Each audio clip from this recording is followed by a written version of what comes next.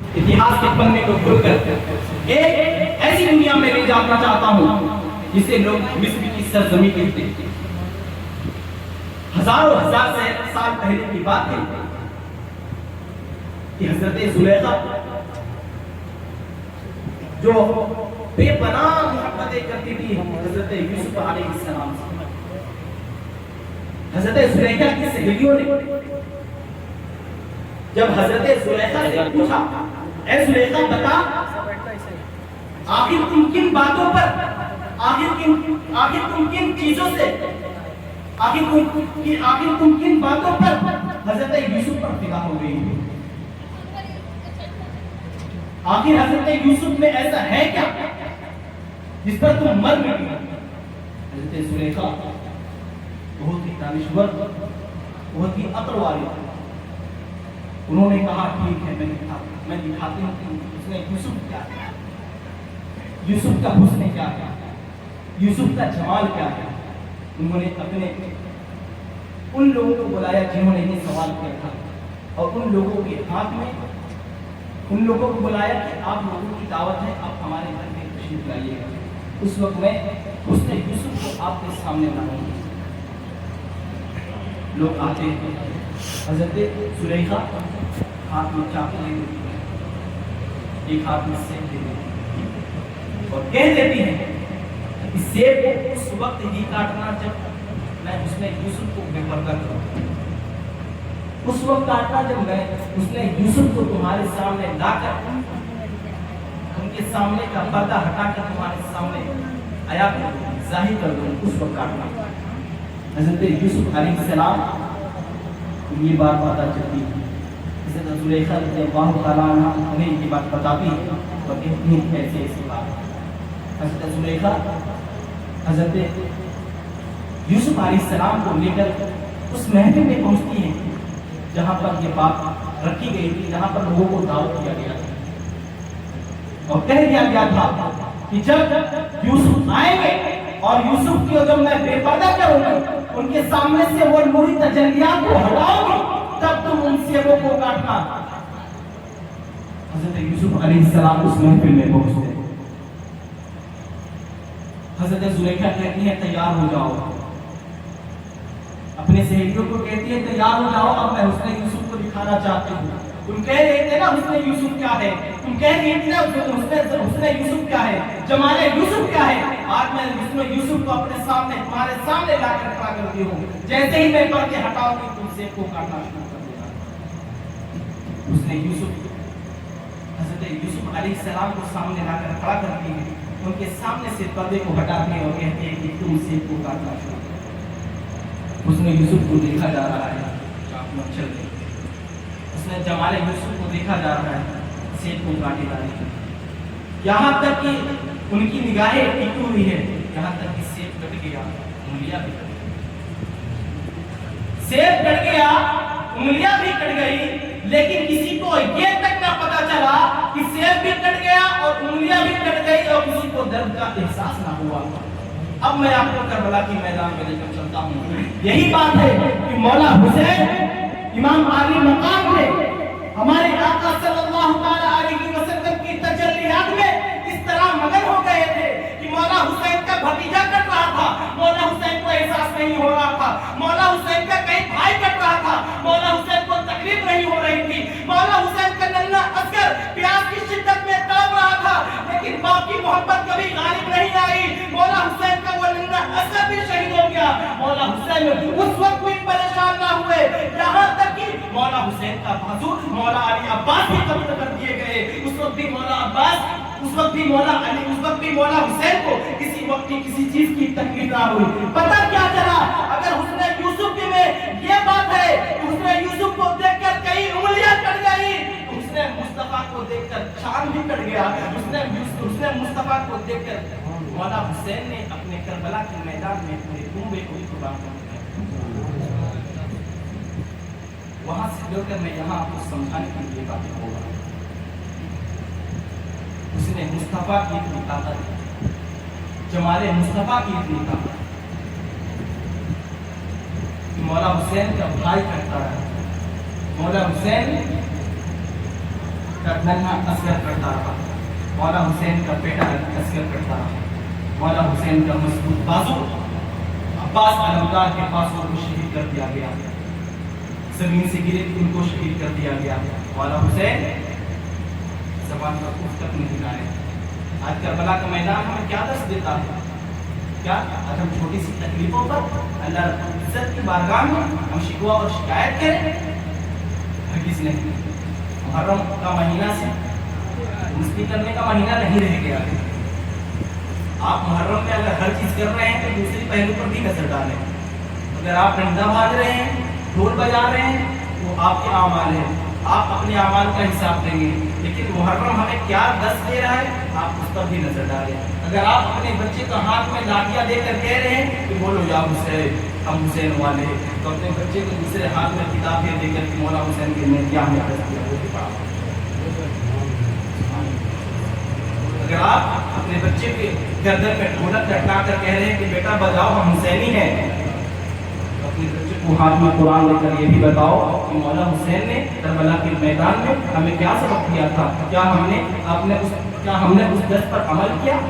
کیا مولا حسین نے یہ کربلا کی زمین پر تپتے ہوئے ریگستان پر اپنی نہ بہنوں کو خیمے سے باہر کیا، نہ اپنی بیٹیوں کو خیمے سے باہر کیا؟ اور بہنوں پر کسی کی نگاہ نہ پڑ جائے۔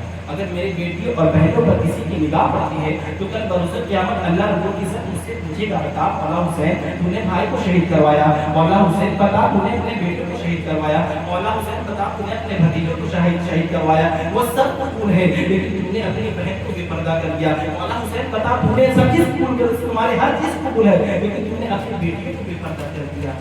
ایسی قربانی کہاں سے قبول ہوگی؟ آپ اپنے بیٹوں کو حسینی ہونے کی ترغیب دے رہے ہیں لیکن حسین کس کو کرتے ہیں وہ بھی آپ سکھائیں۔ آج محرم کے نام پر نہ جانے کیا کیا خرافات ہو رہی ہے، آپ بھی جانتے ہیں ہم بھی جانتے ہیں، لیکن کچھ چیز جو اہم پوائنٹ ہے آپ اس پر غور کیجیے۔ کیا آپ کا دل یہ گوارا کرے گا کہ جب تعزیہ نکلے اور آپ کی بہن اور بیٹیاں بے پردہ ہو کر اس تعزیے کو دیکھنے کو جائیں اور اس تعزیے کے ارد گرد کھڑے ہوئے وہ ایسے حسینی جو خود کو حسینی کہتے ہیں اپنی ننھی آنکھوں سے آپ کی بہن اور بیٹیوں کی عزت پر نگاہ ڈالیں؟ کس بات کو یہ گوارا کرتا ہے؟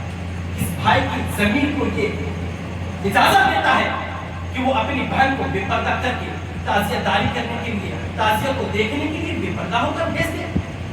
کس بھائی کی زمین کو یہ اجازت دیتی ہے؟ کس باپ کی زمین یہ اجازت دیتی ہے کہ اپنی بہن اور بیٹیوں کو دین کی تعلیم نہ سکھائے؟ کس کی کمی ہے یہ؟ گھر والوں کی کمی، گھر کے مکھیا کی کمی، گھر کے ذمہ دار کی کمی ہے۔ کیا ایک باپ اپنی بیٹی کو کہہ دے گا اے بیٹی اگر کہیں بھی جانا ہے تو پردے لگا کر جاؤ، تو کیا وہ بیٹی بغاوت کر جائے گی؟ بالکل۔ اپنے باپ کے مان رکھنے کے لیے بیٹیوں کے بارے میں کہا جاتا ہے بیٹی باپ کا مان رکھنے کے لیے 7 سمندر بھی پار کر سکتی ہے۔ بیٹی باپ کا مان رکھنے کے لیے ہزاروں دشمنوں سے لڑ سکتی ہے۔ بیٹی باپ کا مان رکھنے کے لیے اپنی جان تک قربان کر سکتی ہے۔ تو جب ایک باپ کہہ دے کہ بیٹی میری عزت تیرے ہاتھوں میں ہے، اگر تم بے پردہ جاتی ہے تو تیرے باپ کی عزت جاتی ہے، تو کیا وہ بیٹی بے پردہ ہو کر کبھی جائے گی باہر؟ کیا ایک بھائی اگر اپنے بہن کو کہہ دے اے میری پیاری بہن تمہاری جو عزت ہے اس عزت، وہ عزت ہم سب کی عزت ہے، پورے گھر کی عزت ہے، پورے خاندان کی عزت ہے، اگر تیری عزت پہ کوئی بھی آ جاتی ہے تو ہمارا خاندان بدنام ہو جائے گا، تو کیا وہ بہن اپنے خاندان کی عزت برباد کرے گی؟ کیا وہ بہن اپنے کنبے کی عزت کو برباد کرے گی؟ کیا وہ بہن اپنے پریوار کی عزت کو برباد کرتے ہوئے اس عزت کو لان کر باہر جائے گی؟ نہیں جائے گی۔ آپ ہزاروں مقرر کو بلاتے ہیں لیکن اگر مقرر صرف محرم کے بیانات کر کے چلے جائے تو آپ کچھ نہیں سیکھیں گے۔ محرم کیا درس دیتا اس پہ اب بات ہونی چاہیے۔ آپ کو بھی پتا ہے کربلا کی تپتی ہوئی ریگستان میں بھائی شہید ہوا، آپ کو بھی پتا ہے کربلا کی تپتی ہوئی ریگستان میں बेटा भी शहीद हुआ। आपको भी पता है करबला की शब्दी हुई रेगिस्तान में भतीजा भी शहीद हुआ। तमाम लोगों को मालूम है, लेकिन फिर दूसरी सिमत आए, इन चीजों पर अमल क्यों नहीं हो रहा है? हम हुसैनी हैं, हमें बात करना चाहिए करबला के मैदान में, करबला के बारे में, क्योंकि करबला हमें हर चीज का दर्श देता है, हमें जिंदगी जीने के तरीके को बताता है, हमें जिंदगी कैसे जीना है वो भी तरीका बताता है। कहता है जब तुम्हारे ऊपर कोई मुसीबत आ जाए तो मौला हुसैन की तरह रातों में कुरान पढ़ो और मौला अल्लाह रब्बुल इज्जत की बारगाह में दुआ करो, मौला मेरे ऊपर ऐसी परेशानी आ गई है, उस परेशानियों में मैं क्या करूं? तब अल्लाह रब्बुल इज्जत कहता है इन्नल्लाह मअस साबिरीन, ऐ मेरे बंदे अल्लाह रब्बुल इज्जत सब्र करने वालों के साथ है। कुरान कह रहा है सब्र करने वालों के साथ अल्लाह है। आप सब्र को नहीं करते, सब्र हो गए, सब्र करने वालों के साथ सारे इनामात रखे गए, आप सब्र करने वालों के साथ। आज मौला हुसैन इतने तक वाले क्यों मिले? मौला हुसैन ने अपने भाई को दे दिया, भाई को दे दिया, भतीजे को दे दिया, भाई को दे दिया, बेटे को दे दिया, अपने अब्बास तलमदार को दे दिया, लेकिन कुछ तक ना कहा क्या? अगर अल्लाह रब्बुल इज्जत ने हमें पैदा किया है तो मेरे बेटे पर भी अल्लाह कहा था। अगर अल्लाह ने हमें पैदा किया है तो मेरे भाई पर भी अल्लाह कहा था।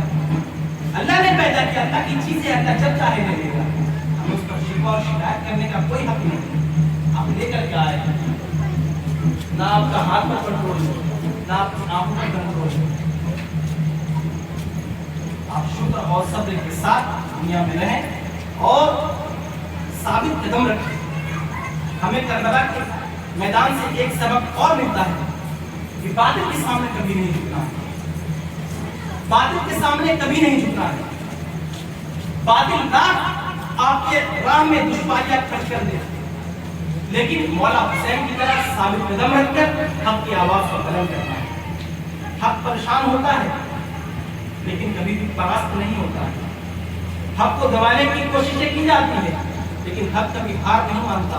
हक की ये खूबी है कि हक के बारे में कुरान ने कहा है वकुल जाअल हक व ज़हक़ल बातिल, कि हक आया है तो बातिल को मिटना ही है, तो बातिल मिटेगा। इसलिए हमें मौला हुसैन के किरदार पर झांकना चाहिए। मौला हुसैन ने हमें क्या तरबियत दी, मौला हुसैन ने हमें क्या दस्त दिया है, हमें उस पर अमल करने की कोशिश करनी चाहिए। आज लोग महफिलों से भागने लगे, क्यों भागने लगे? क्योंकि अपने अंदर मोहब्बत ईमान, मोहब्बत रसूल की कमी होती जा रही है। हमारे आने वाली नस्लों में ना दीन की बातें पढ़ाने वाला कोई है, ना ही घर वालों और गार्जियन वालों को कोई इसकी फिक्र पड़ी। याद रखो, अगर अपनी औलाद को दीन मुस्तफ़ा से ना छोड़ोगे, याद रखो अगर अपनी औलाद को मोहब्बत मुस्तफ़ा से ना छोड़ोगे, याद रखो अगर अपनी औलाद को अहले बैत से मोहब्बत करने का तरीका ना सिखाओगे तो बस आने वाले वक्त में ना आपके मरने के बाद बातें खाली करेगा, ना आपके मरने के बाद कोई नकली मिलादी आपको छुड़ाएगा। ये कमी हो गई। आज उम्मत मुस्लिमा के हाल को देखकर हमें अफसोस करना चाहिए, हमें उस पर क्रिया बजारी करना चाहिए, हमें अल्लाह रब्बुल इज्जत की बारगाह में रो रो कर अर्ज करना चाहिए, मौला हमें गुलामों से बचा, मौला हमें इहदिना सिरातल मुस्तकीम पर चलने की तौफीक अता फरमा। हम तो गुनहगार हैं मौला, लेकिन तू तो रहमान है, तू तो इहदिना सिरातल मुस्तकीम पर चलाने के काबिल है, काबिल है।